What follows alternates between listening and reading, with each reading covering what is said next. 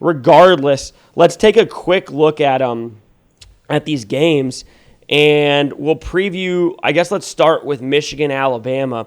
And Michigan comes in. They opened a two-point favorite. It's down to 1.5 right now. So pretty equal matchup. You mentioned already when we saw the reaction of the Michigan team to playing Alabama, although it's more likely that they were wanting to play Florida State, obviously. Yeah. But it's kind of shitty for Michigan, right? I almost think that Washington is the worst team in the playoff. I mean, that's what the odds say. That's what the numbers say. Texas is a 4-point favorite against Washington right now. If I'm Michigan, I'm kind of pissed that I have to play Alabama because I earned the top spot, and now I'm having to play arguably, maybe I think Alabama-Texas is probably a pick 'em. Maybe Alabama's favored by 1 right now against Texas. But what do you think happens in that game? Is Michigan a big enough favorite as 1.5? I don't know. I mean, I think it's going to be a close game, and I think a lot of that line where it is now is because of the past in the playoffs. I mean, the Big Ten's been absolutely dismantled by the SEC for the most part, right? I mean, I guess there's some examples of, maybe Ohio State beating whoever or whatever, but Michigan got absolutely steamrolled by Georgia a couple years back.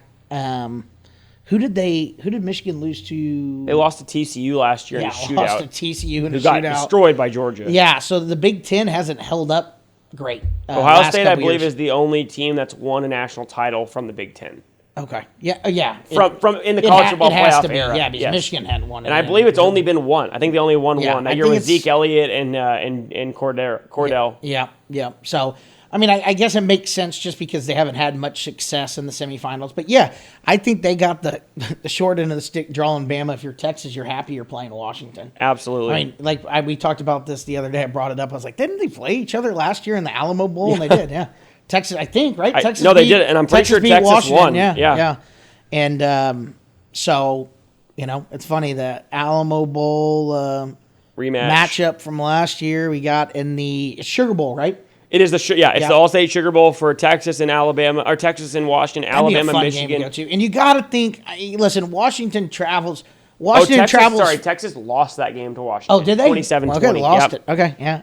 I think Texas did have guys sitting out, right? They had a ton of guys sitting out. So, but yeah, you would think, Washington, your diehard Washington fans are definitely going to travel. But, I mean, UT football has been starved for this for so long that place is going to be, you would think, at least 70% UT, maybe 80%. And it's at the Superdome in New Orleans. So you're definitely going to have a geographical advantage, which is funny because that's why Kalen DeBoer came on and basically was like, I think we deserve the number 1 seed over Michigan. We have the best strength of record or whatever. But it's like that's clearly was him campaigning because he realized the other option was the Rose Bowl, which is obviously way closer to Washington than the Superdome. And so they are actually, despite being the 2 seed, they have a geographical disadvantage playing in the Sugar Bowl. And they're the worst team of the 2. So yeah, everything's working against them for sure. Definitely. But Michigan was never, and I don't know how the matchups. Do they get to choose? Does the 1 seed get to choose? Yes. Okay, makes sense because Michigan was never going to play in the Sugar Bowl in Alabama. I mean, in New Orleans. No. I mean, even though Pasadena is probably farther, isn't it? That's SEC country. Oh, it is further, but it's they're much not playing. It's more equal of a distance. Yes, 100%. And the Alabama fans would be littered, but the Bourbon Street. Right. So I mean, they did the right thing. Choosing the Rose Bowl for sure for that game, but I didn't know how that worked. I had originally thought that they just kind of had the matchups and you went where you went, but that's kind of cool. At least the 1 seed gets to choose that. Yeah, for sure. At least they didn't get stuck in the Sugar Bowl. That would have sucked. No, that would have.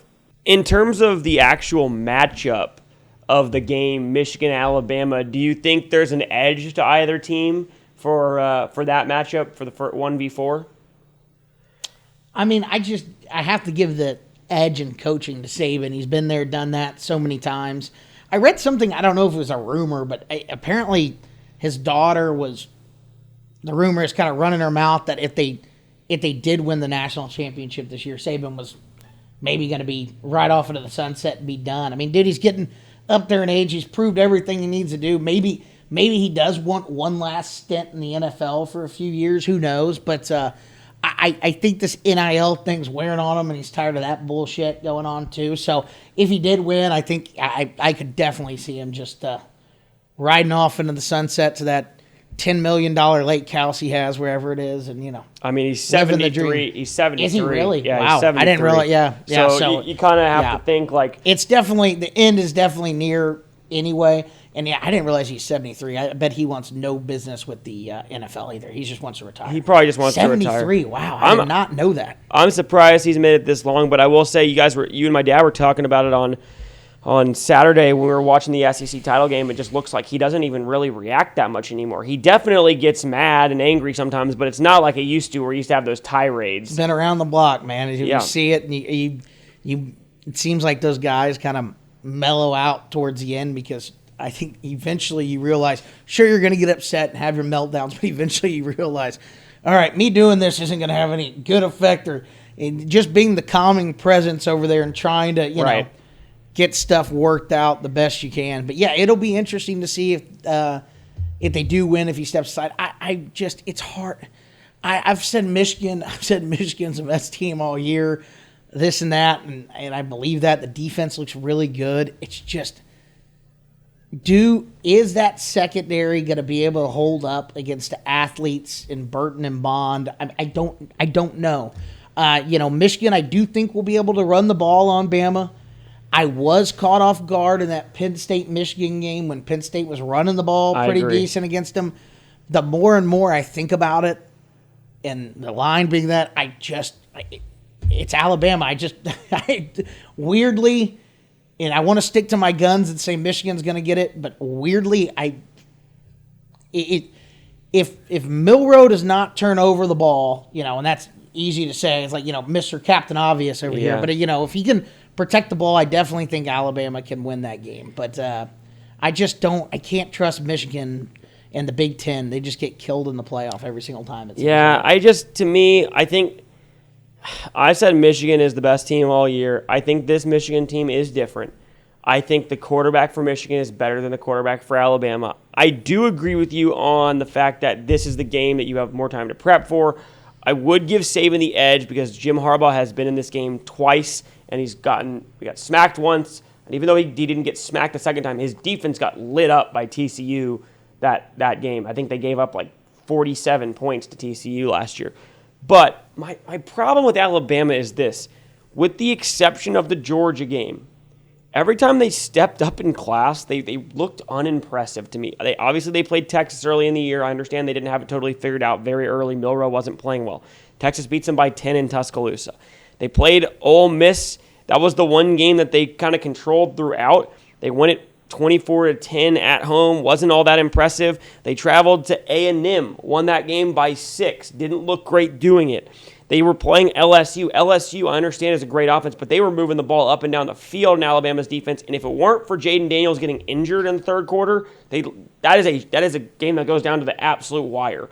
And then I just cannot get the Auburn game out of my head, dude. Like, that is just, they should have lost. Like, they were 99.9% to lose the game on 4th and 30 from the 31, or 4th and goal from the 31-yard line, and it's just a miracle Hail Mary, or they're not even in this game. And I just don't know how that team beats a Michigan team. It's very possible. I get it. Like, you can't just look at results and say, well, this team is better. But the reality is Michigan's been consistent all year. When Michigan stepped up in class, they handled their business. Ohio State is just as talented as Alabama, and they handled their business in that game and controlled the game throughout. I think it's a tight game. I think it's a physical game. Michigan has the edge defensively. Michigan has the edge in the run game. The only place I think Alabama has the edge is, yes, they have probably better athletes at wide receiver, and they probably have the better coach. That's the only thing. But I still think Jim Harbaugh is a good coach. Oh, no. He is for sure. And I just think, yes, I agree that, but maybe the third time's a charm. Like, maybe you're going to learn each time. Like, they got smacked the first time. The second time, they didn't play great, but they played better. Their offense played good. I mean, they were competitive, and it looked like they might win the game for a little bit of that. But I like Michigan in that game. I just think that the public is going to be all over Alabama because. Do you? I think so. I think at that number, people are going to be on Michigan. Maybe the number of the seed will get people on Michigan. Maybe I'm wrong. I just have a feeling that everybody thinks it's like the Belichick Tom Brady effect. Like everybody used to just bet on them because they have them, or the Mahomes effect. Like everybody just bets on the Chiefs because they have Mahomes. They don't really look at the results. Everybody thinks it's Saban in the playoffs. Going to bet on Saban. I could be wrong. That's my feeling. I think that they, for sure, on paper, have the better team. I just don't know. Like you said, I think it's going to be a really physical game, and I just don't. I think when it comes to like big play ability, you're going to get that with Burton. You're going to get that with Bond. I get that Milroe's not great. He throws a lot of terrible balls. He might throw 2 picks. Yeah. But if Burton goes up and makes a play or two, I don't know. It's hard not to pick Michigan here because I really do think that they're probably the better team. But why all of a sudden do we think, and I agree with you, I think they look better this year than they have in the past. But I really just can't get over the fact that, like, sure, get your ass kicked by Georgia, whatever, right? You lose a game to Georgia. And but losing to TCU last year and having 2 losses in a row in the playoffs like that, it just seems like they're not, I don't know if they're not ready to play or what it is. And now the Alabama-Auburn game, completely agree. I think, although it's a rivalry game, I do think that Alabama obviously came out sleepwalking in the game. Should have lost, 100% should have lost. And, that was Auburn's Super Bowl. They couldn't do anything. I agree. All we're trying to do is ruin your season. And Alabama already was in the SEC championship game, thought that they were going to go in there and win by 30, and absolutely should have lost the game. Yeah. But, yeah, no, I'm just excited to see the game. I think it's going to be a really good game. I really, don't bet anymore. If I did, I probably wouldn't bet on that game anyway, just because I have no idea what's going to happen. Yeah, I'm really looking forward to seeing it. Be great because the semifinal games last year were awesome. They were the best semifinals we've had ever, and hopefully this year. Now I will say this: somebody said this on ESPN radio earlier. I think it was Joe Fortenbaugh. He was like, "Look, if you're going to make this these teams, this is how you're going to pick the playoff. I better get 2 damn good semifinal games because you basically pick the playoff on what's going to be the best game as opposed to who's most deserving or the best 4 teams. So better be 2 good games. The best 4. It's going back to that conversation one more time a little bit. Washington obviously deserves to be in. They're undefeated. Michigan is one of the best 4 teams regardless. Yeah. Washington, you're right. Like Georgia, but I do think the committee has a responsibility is not just putting the best 4 team. It's a combination of, I was reading someone talking about this the other day. It's the best 4 and the most deserving. I agree. You can't just fucking say the best 4 teams because if someone has 2 losses. I agree with that. But Florida State, dude, like I said, feel for those kids. With their quarterback, they were, a top 4 team and would have gotten in. Yeah. That's like what bothers me a lot about this argument. People's like Norvell, like when he, talk to the committee, doesn't even acknowledge at all. Like, I get what he's saying. He's like, oh, well, why do we play these games, this, that, and the other? You're not the same team. You did that earlier in the season. You went undefeated, and you got screwed. I would be the first one to say that. You were deserving to go. But he knows in his heart they would have gotten curb stomped by Michigan. They would have gotten smoked. Yeah, but I don't have any issue with him saying that because if I'm the coach, he has to. I'm the coach, I think I say the exact same thing. Yeah. And I agree. Look, here's what I'll say. I made a video the night before the committee made their decision, and I said, here's what they're gonna do. They're gonna put the same thing they did. Michigan 1, Washington 2, Texas 3, Alabama 4.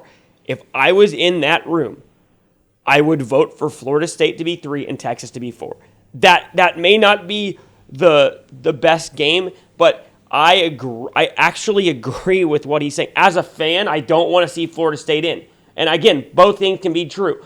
And I agree. It's a hard argument because I can't disagree with someone saying that it doesn't make any sense to put a team in that has no chance to win the championship, which is what you'd be doing if you put them in the championship. So I can't disagree with that, and I can't be like, fuck the committee because they did this. I'm not saying that. I'm just saying if I was in that room as someone who's a coach or used to be a coach, and my team did everything I was supposed to do and didn't lose a fucking game and I got left out, I would feel like I got fucked.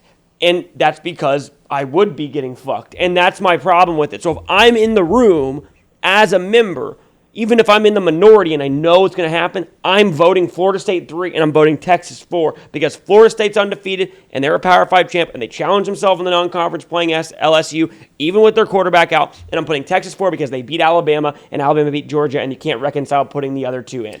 I would agree with everything you said. If I was in the committee, like if I was actually on the committee, I'd probably do the same thing just because that's what we've done for all the years. Right. But I would probably switch. I get why you're saying Florida State 3, but I would probably put. I guess you couldn't do that. I guess you would just have to put them at 3. That's what I'm saying. But I mean, I wouldn't screw. I mean, then you're just screwing Michigan even more by saying, I guess you could say we're that. going to have Washington play. Yeah. I mean, I just think I guess you could say that. You could say you okay, can't do that to the number 1 overall seed. We're going to put Texas 3 and Florida State 4. I'm fine with that. But I will say I thought that I didn't think they had any other option. I thought there were 2 options. Like, I knew the outcome when Texas was 3. If I saw Florida State at 3, Texas was going to be 4. If I saw Texas at 3, Bama was going to be 4. It was over. Yeah. I don't think they could have put Florida State at 4 and put Texas at 3. Yeah. But I agree with you 100%. Like, I would have done the same thing now that I hear myself say that. You know, and also, I wonder how much because, you know, everybody was...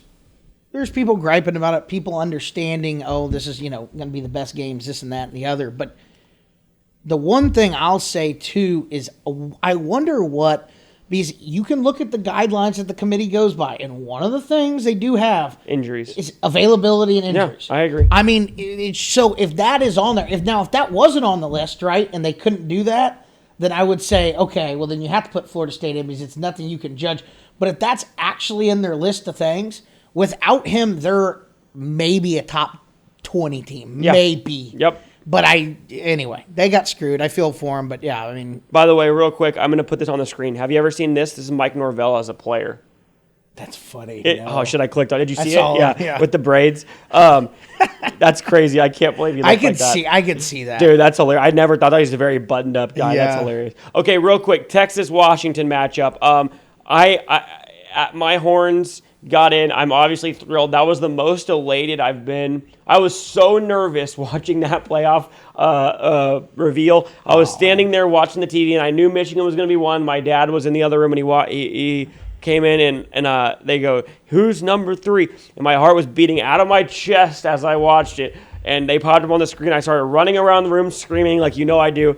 And so elated that they got in. I think they got a great matchup. I think they got the best. If you would ask me, of those 3 teams that got in besides Texas who I'd want to play, I would have picked Washington. Yeah. Like we said already, geographically it's an advantage for the Longhorns. Like, there's no excuse here, right? Like, you have every opportunity to win this game and play for a national title. If you told me when we lost to Oklahoma, if we'd be in this spot, I'd be thrilled. Oh, yeah. Obviously, Texas lost Jonathan Brooks early in the year. Best running back in the country, I would say. Going to probably be the number 1 running back off the board in the draft before he got injured. Not sure if he still will be.